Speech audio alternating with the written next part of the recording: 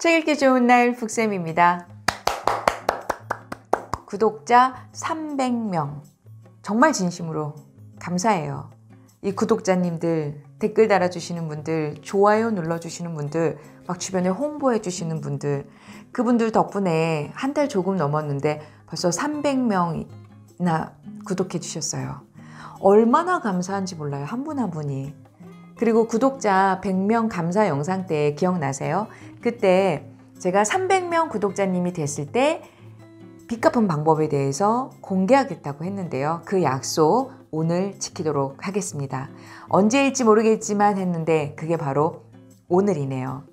저는요, 자랑 아니지만 빚이 3억 5천만 원이나 있어요. 요즘 얼마나 많은 분들이 작고 큰 그 빚이 있다 보니까 평범한 게 부자일 수 있다고, 빚 없는 게 부자일 수 있다고 그 말을 예전에는 몰랐는데요. 제가 빚이 있다 보니까 그게 어떤 건지 정말 실감을 했습니다. 근데 뭐 남 탓할 수 있나요? 누구 잘못인가요?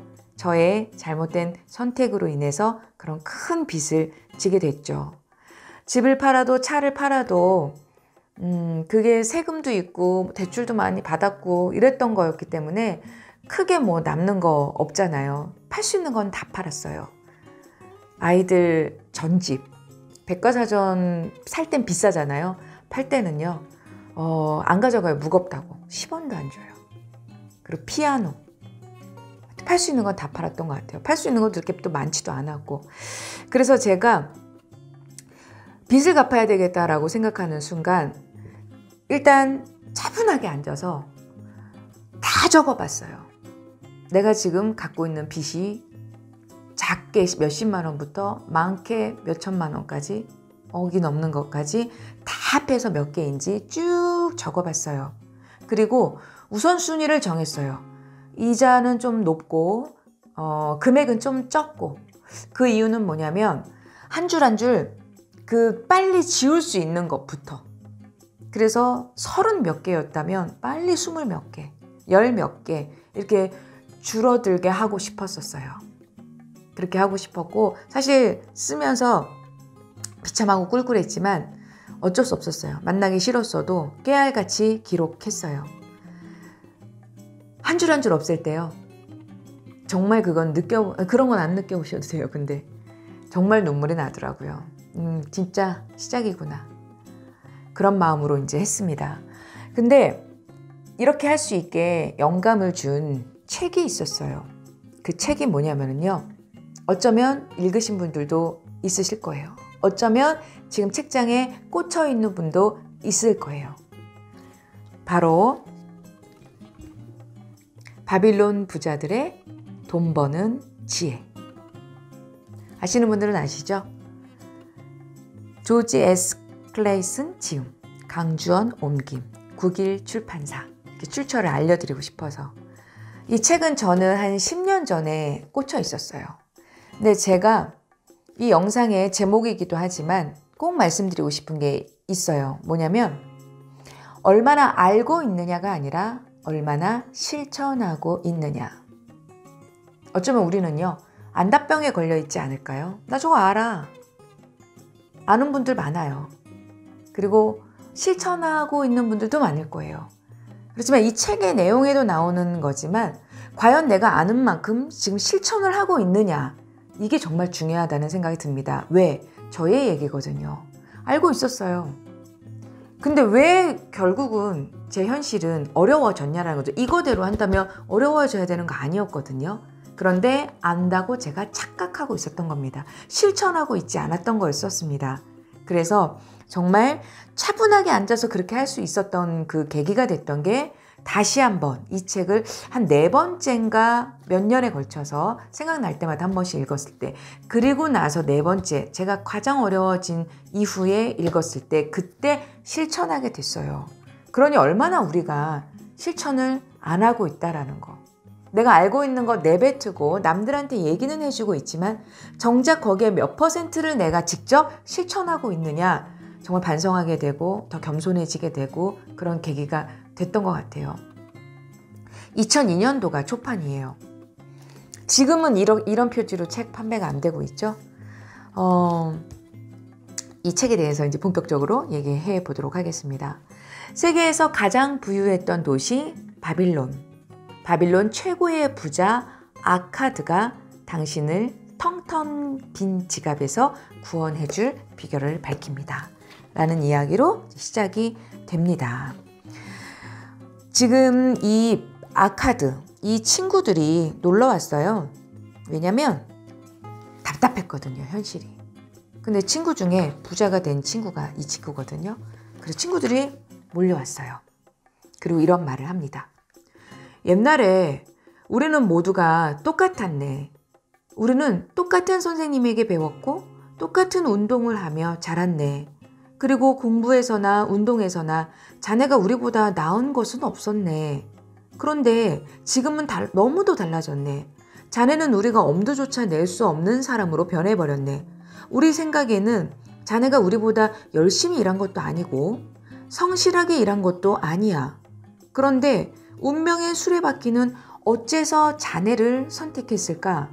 우리도 열심히 일하고 성실하게 일했건만 어째서 운명의 수레바퀴는 자네에게만 엄청난 재산을 안겨준 걸까? 아카드는 친구들의 지금 했던 이런 불평을 조용히 듣고 있었다. 그리고 이렇게 대답해 주었다. 그래, 젊은 시절까지 우리는 똑같았지. 그런데 자네들이 아직까지 근근히 살아가는 이유가 뭐냐고?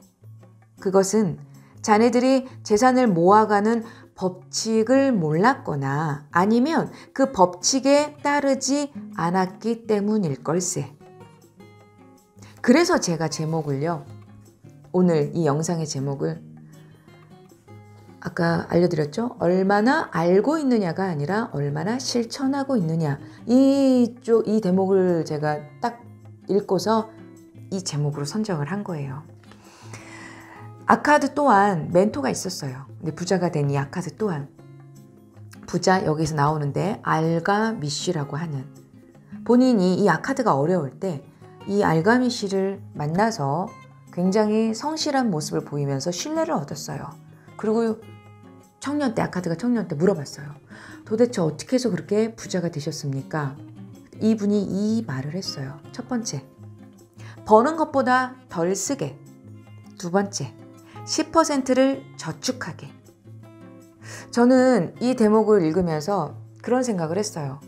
벌어서 뭐 갚기도 바쁜데 무슨 저축을? 그런 생각했거든요. 아마 지금 이 영상을 보고 계신 분도 그 생각을 충분히 할 수 있을 거라 생각이 들어요. 그런데 제가 여기서 하라는 대로 실천을 하고서 느꼈던 건 뭐였냐면 중요하구나.